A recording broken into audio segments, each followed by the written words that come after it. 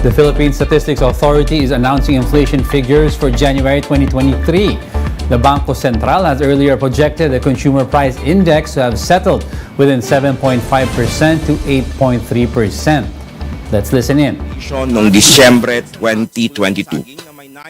Ang pangatlong sanhin ng pagtaas ng inflation nitong Enero 2023 ay ang restaurants and accommodation services na may 7.6% inflation at 9.1% share sa pagtaas ng pangkalatang inflation sa bansa.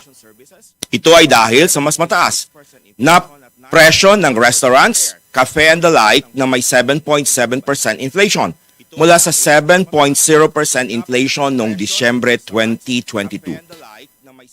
Pagdating sa pangkalatang inflation nitong Enero 2023, ang pangunahing nagambag ay ang food and non-alcoholic beverages na may 10.7% inflation at 47.0% share.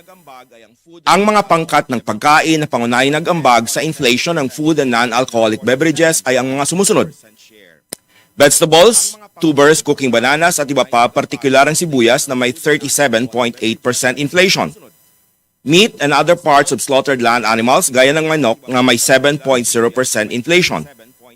Sugar, confectionery and dessert tulad ng brown sugar na may 38.8% inflation.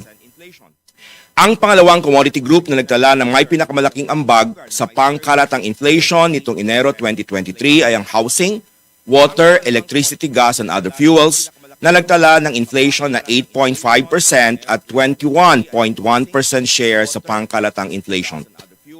Ang mga pangunahing nagambag sa inflation ng housing, water, electricity, gas and other fuels ay ang mga sumusunod: kuryente na may 22.2% inflation, renta sa bahay na may 5.0% inflation, at bayad sa tubig na may 6.1% inflation. Ang transport ang ikatlo sa may pinakamalaking ambag sa pangkalatang inflation nitong Enero 2023. Ang commodity group na ito ay nagtala ng 11.2% inflation at 11.8% share. Ang mga pangunahing nagambag sa inflation ng transport ay ang mga sumusunod: other passenger transport by road tulad ng pamasahe sa jeep na may 13.8% inflation, diesel na may 30.5% inflation, at gasoline na may 9.6% inflation. Sa 13 commodity groups, 9 ang nagtala ng mas mabilis na pagtaas ng presyo nitong Enero 2023. Ito ay ang mga sumusunod: food and non-alcoholic beverages na may 10.7% inflation, alcoholic beverages and tobacco na may 10.9% inflation, clothing and footwear na may 4.4% inflation, housing, water, electricity, gas and other fuels na may 8.5% inflation, furnishings, household equipment and routine household maintenance na may 5.2% inflation, health na may 3.3% inflation, recreation, sport and culture na may 4.2% inflation, restaurants and accommodation services na may 7.6% inflation, at personal care and miscellaneous goods and services na may 5.0% inflation. Samantala, nagpakita ng pagtaas ng presyo ngunit sa mas mabagal na antas nitong Enero 2023 ang transport na may 11.2% inflation.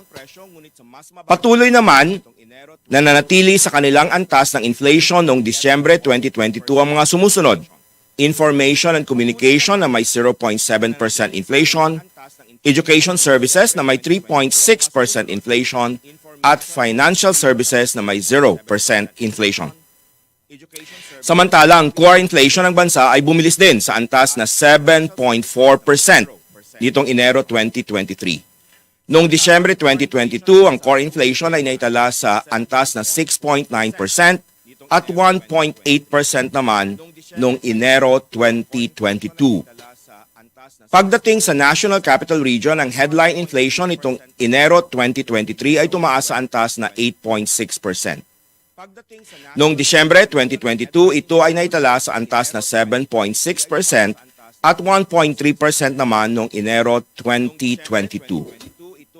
Ang pangunahing dahilan ng pagtaas ng antas ng inflation sa National Capital Region ay ang mas mabilis na pagtaas ng presyo ng housing, water, electricity, gas, and other fuels na may 6.9% inflation at 66.5% share nitong Enero 2023.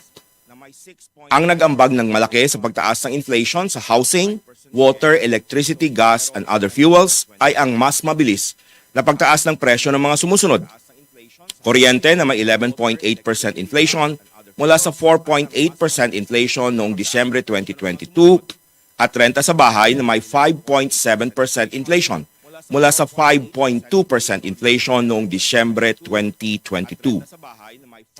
Nakaambag din sa pagtaas ng inflation ang bayad sa tubig na nagtala ng 9.0% inflation mula sa negative 8.6% inflation noong Disyembre 2022. Ang pangalawang commodity group na nagpakita ng mas mataas na antas ng inflation sa National Capital Region ay ang food and non-alcoholic beverages na may 12.1% inflation at 22.2% share sa pagtaas ng inflation nitong Enero 2023. Ito ay dahil sa mas mabilis na pagtaas ng presyo ng mga sumusunod. Meat and other parts of slaughtered land animals gaya ng manok na may 6.8% inflation mula sa 4.9% inflation noong Disyembre 2022. Vegetables, tubers, cooking bananas at iba pa, partikular ang talong na may 51.9% inflation mula sa 49.6% inflation. At fruits and nuts tulad ng saging na may 16.5% inflation mula sa 13.3% inflation noong Disyembre 2022. Ang pangatlong dahilan ng pagtaas ng inflation sa National Capital Region itong Enero 2023 ay ang restaurants and accommodation services na may 10.4% inflation at 9.7% share. Ito ay dahil sa mas mabilis na pagtaas ng presyo ng restaurants, cafe and the like na may 10.4% inflation mula sa 9.5% inflation noong Disyembre 2022. Some points from that briefing. Headline inflation accelerated even further in January to 8.7%. That's from 8.1% in December of 2022. The January print is the highest annual inflation rate recorded since November of 2008. The PSA says the main driver in the uptrend of inflation was the faster year-on-year increase in housing, water, electricity, gas, and other fuels indices. You would see that in housing, comparatively, electricity from 11.8% from this year of January to from 4.8% in December of 2022. What's good to note also, and what we have to look at is water from negative 8.6 last year, December 2022, to January of this year. It's at 9.0%, so that's a big jump with the inflation rate. Second, we have food and non-alcoholic beverages. From December of 2022, we had 11.2% to 12.1% this January of 2023.